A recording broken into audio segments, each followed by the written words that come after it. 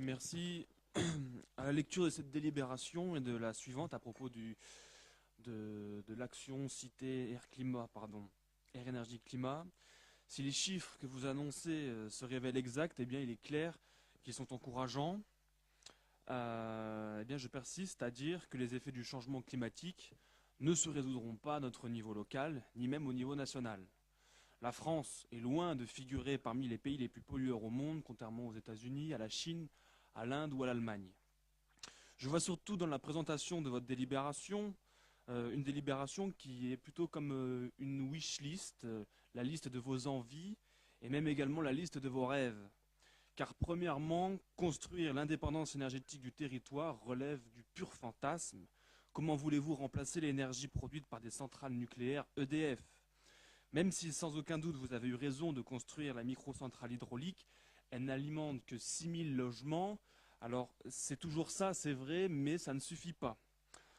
Sans être un pro du nucléaire, je crois pouvoir dire qu'aujourd'hui, il n'y a pas de technique alternative pouvant concurrencer la fabrication de l'électricité à bas coût. Alors qu'allez-vous faire? Est-ce que vous allez transformer la frange verte en un champ d'éoliennes?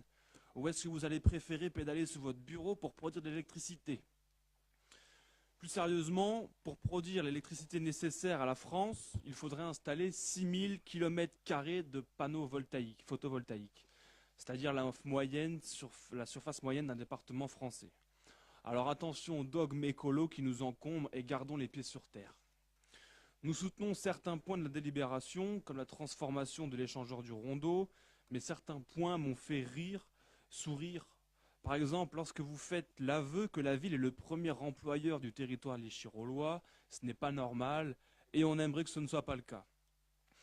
Aussi, lorsque vous parlez des comités de quartier et surtout de la mise en place des transports gratuits pour les jeunes dont tout le monde s'aperçoit aujourd'hui qu'ils vous l'ont fait, mais alors à l'envers.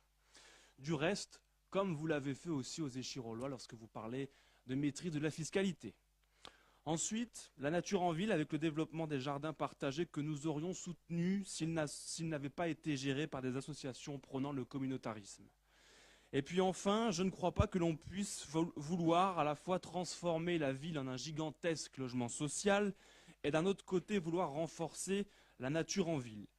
Car même si vous dites régulièrement que les nouvelles constructions utilisent des matériaux plus naturels, au revoir, comme le bois, on est loin de la construction d'immeubles en bois et on vous en dissuade de le faire d'ailleurs.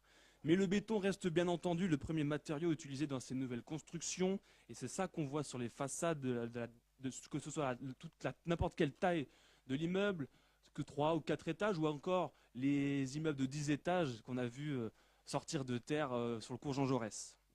Et donc c'est pour cela que vous êtes légitimement accusé de bétonner la ville, puisque chaque parcelle de terrain est maintenant vouée à la construction d'un HLM, alors que nous avons tellement besoin de verdure. Donc mon groupe s'abstiendra alors sur cette délibération, sur la suivante et sur la 10e. Je vous remercie.